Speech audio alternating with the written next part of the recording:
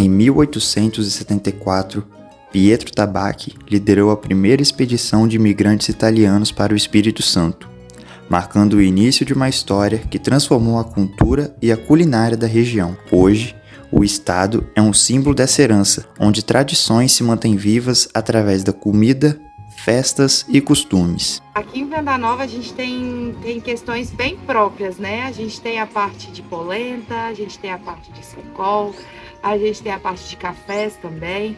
E eu acho que cada um de forma unitária e num conjunto, eles transformam a nossa tradição e mantém também o que os nonos já faziam. Eu acho que o grande legado que eles deixaram pra gente foi o amor pelos produtos da terra e o amor em transformar e agregar valor e não sair das propriedades. Ao falar sobre a preservação de costumes, é necessário entender a identidade cultural do lugar. Mas o que é essa identidade e como a culinária se tornou uma forma de resistência para preservar as tradições dos imigrantes italianos? Para entender na prática sobre a resistência culinária e a formação da identidade cultural, é importante retornar às raízes do sul do estado e conhecer a história dos nossos antepassados. Bom, a identidade cultural é definida como um conjunto de elementos e características que representam um grupo de pessoas e os diferenciam dos demais. Esses elementos incluem crenças, costumes, símbolos, festas e comidas.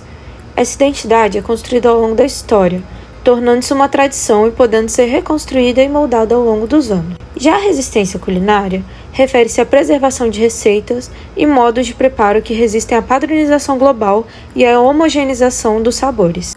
Eu acredito que as novas gerações, elas mantêm, primeiro, pelo espírito da família, segundo, pelo financeiro, porque antigamente você falar de permanecer na roça não te dava um financeiro que você conseguia se manter, né? Às vezes uma família muito grande. Então hoje a gente consegue transformar e ter o agroturismo, né? Que é uma forma da gente valorizar o nosso produto por exemplo, o meu esposo, ele é produtor rural, então ele planta o palmito que eu faço de pasto. Então a gente consegue fazer toda uma cadeia produtiva que consegue ter o retorno financeiro. E a gente manter a história, né? A gente precisa manter a história dos nossos antepassados. Senão isso vai morrer, meus filhos não vão saber, meus netos não vão saber, e aí? Acabou tudo aí? Não pode.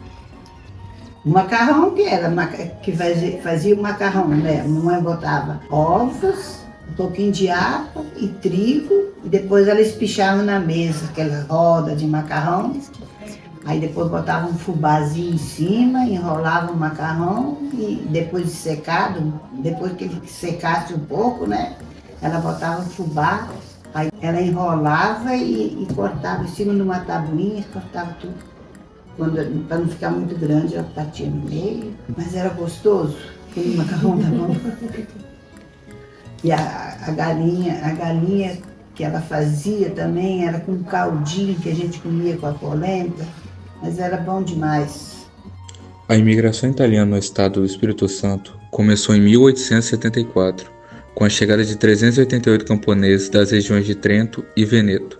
Ao longo dos anos, cerca de 37 mil imigrantes se estabeleceram no estado, trazendo consigo seus costumes, modos de produção e, claro, sua culinária. Olá, eu sou Francisco Ivan Zandonage. Aqui em Venda Nova, quando os imigrantes chegaram aqui, eles tiveram um problema e uma solução. Eles tiveram dois problemas e uma solução. Um problema foi que não tinha trigo, não produziu trigo. Apesar daqui ter um lugar bem mais frio do que hoje, produziu muito pouco, a experiência não deu.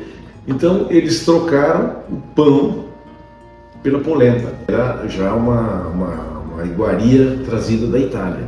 Outro problema foi, não deu uva para vinho. A uva máxima que tinha assim era uva para você degustar, assim, uva in natura, porque ela é muito ácida, não dava vinho bom. Então, o outro produzia vinho, mas não era aquela produção como é hoje Santa Teresa, que tem uma produção muito importante de vinho, porque já se fez muita pesquisa, já se descobriu o que chamam de terroir, né? Bom, então polenta foi uma iguaria que eles trouxeram para cá e logo fizeram.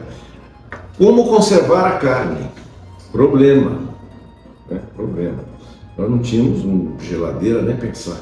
Então eles fizeram essa carne conservada, que era chamada carne de, não sei se vocês já viram, a carne de lata, que cozinhava aquela carne de matava o porco, né? Cozinhava assim e jogava dentro da lata com gordura. Aí ela cobria, a gordura ficava durinha, branquinha, né? Cobria aquela carne e durava meses. Então fazíamos a carne assim. E a outra carne que se fazia e era muito comum era o socol, que é uma iguaria. A culinária capixaba é um reflexo da rica mistura de culturas indígenas, africanas, europeias e especialmente italianas. Influenciada por fatores sociais, econômicos e ambientais ao longo dos anos, essa gastronomia se transformou em uma expressão singular da identidade do povo capixaba. No sul, pratos tradicionais como a polenta e o socol, que inclusive recebeu o certificado de indicação geográfica, mantêm vivas as raízes dos antepassados e preservam a história e os sabores dessa região. O socol é algo bem típico daqui de Venda Nova, né? Então ele vem de geração desde os nossos antepassados que vieram da Itália. Na Itália ele chamado como socol acabou se perdendo um pouco, mas a gente manteve a tradição aqui, no entanto que a gente tem a IG do socol. As famílias sempre fizeram socol, que era uma forma de aproveitamento de uma parte do porco. Antigamente usava-se a gente chama de ossocolo, que é a parte do pescoço do porco, e a gente abrasileirou um pouquinho e também fez do lombo. Então hoje o que é mais vendido é a parte do lombo. Eu aprendi com a minha família, eu aprendi com a família do meu esposo também, porque cada família tem a sua receita.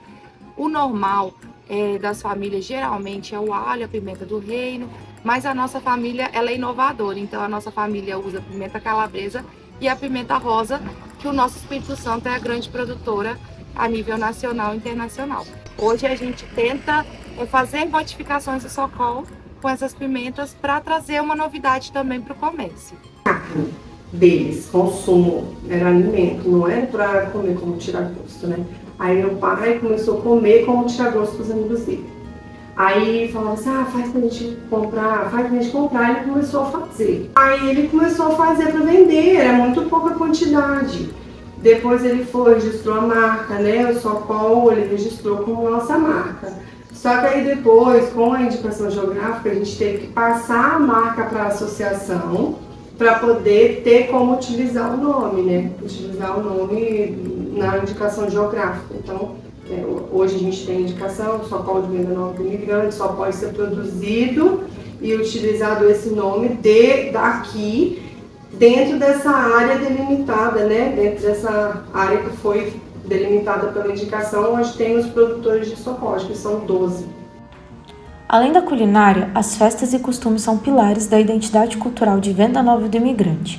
Festas como a Festa da Polenta são momentos de celebração e preservação das tradições.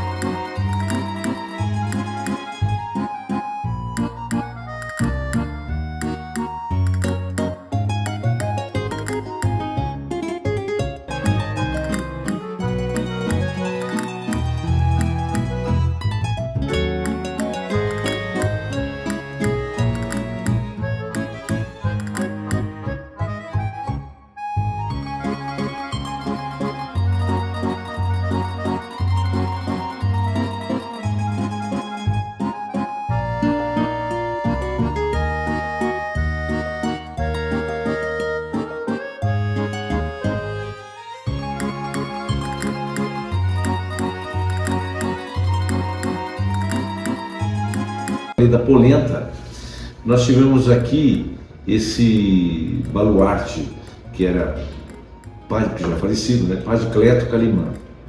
O Padre Cleto era um venda-novense que foi estudar no seminário, se tornou sacerdote e onde ele andava no Brasil e via coisas interessantes, ele trazia.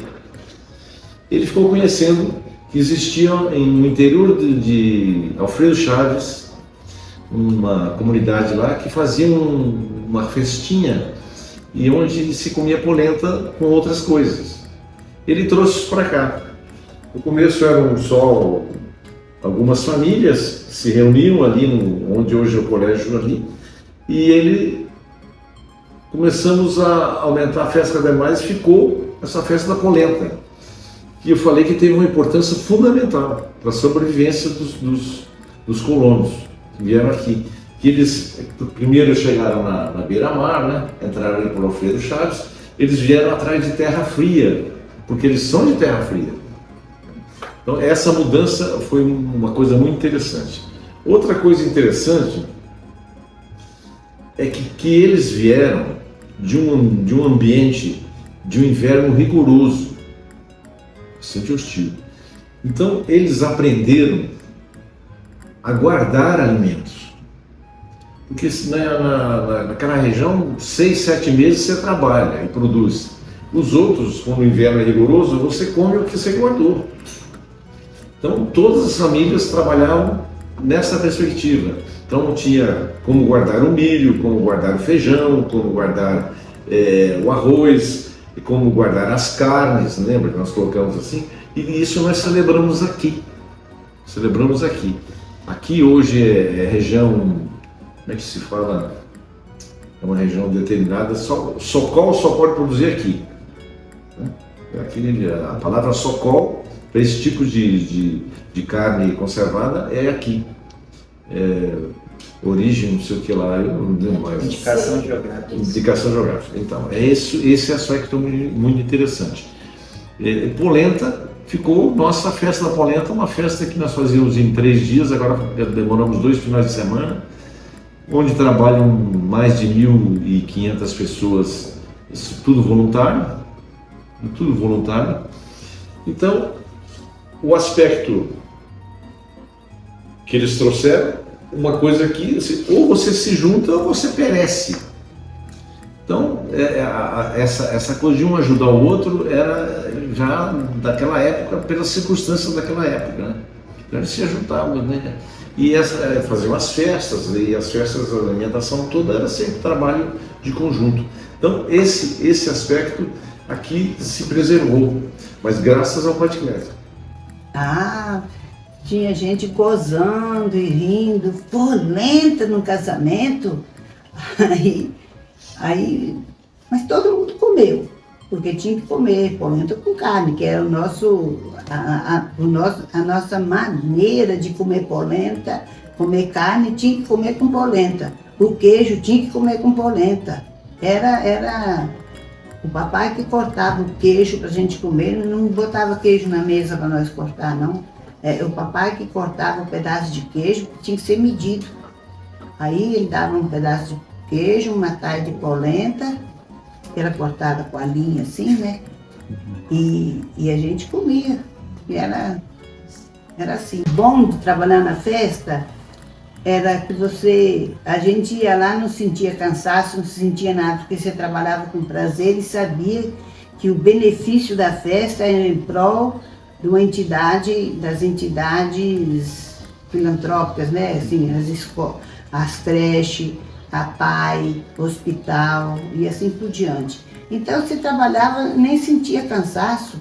Pra gente era um lazer, que a gente não saía para lugar nenhum, né? Saía, ia lá, se divertia junto com a turma, né? O dia que eu fui lá, a última vez que eu fui lá, eu chorei de saudade. Eu tenho saudade até hoje de rever os amigos, trabalhando, né? É bom. É bom demais. Eu também trabalho, até hoje eu gosto bastante. Não é saudável? Uhum. Então. Muito bom.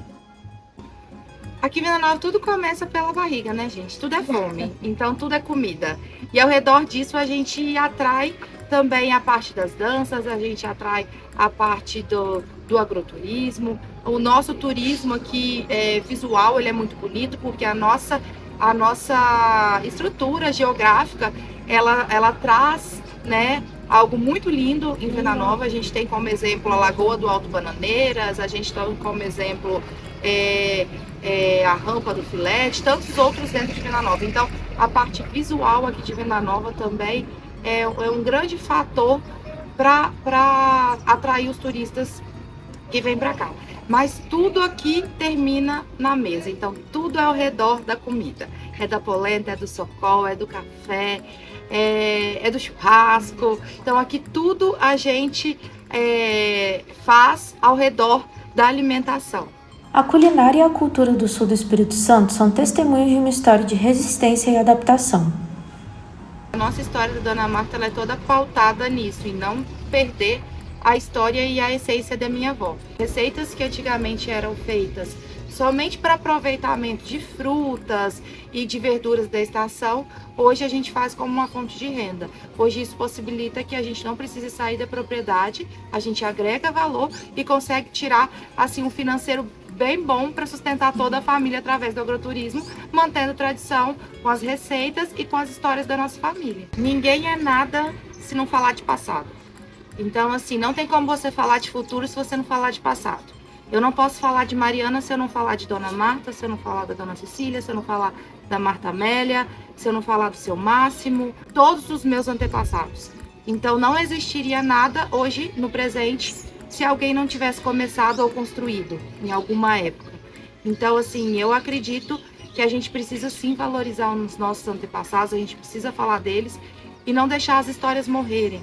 Porque o que os nossos nonos fizeram aqui foram desbravar terras sem ferramentas, sem equipamentos, sem tecnologia.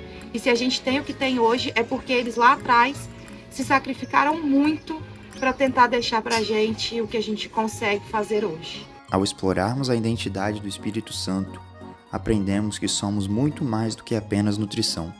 Somos a cultura, tradição, as memórias vivas de cada pessoa que aqui passou, os legados dos nossos antepassados e tudo que eles edificaram. Somos, em essência, a própria história.